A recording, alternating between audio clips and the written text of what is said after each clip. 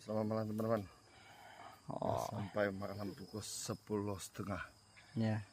Kita balik kepada lokasi lagi. Sebab hari ini memang ada nampak dia, tapi dia memang sangat-sangat sensitif.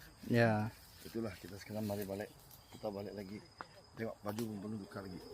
Belum mandi. Ya, belum mandi. Kita sekarang direct cek dulu, tengok dia akan naik ke waktu malam.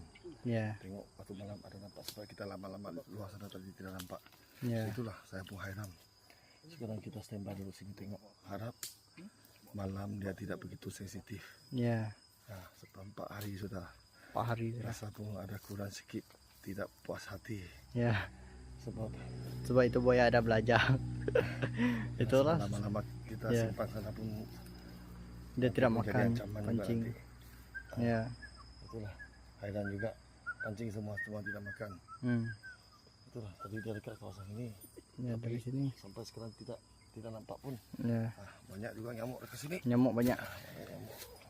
Oke, selamat malam guys. Selamat malam. Sekarang kita standby dulu, tengok macam mana.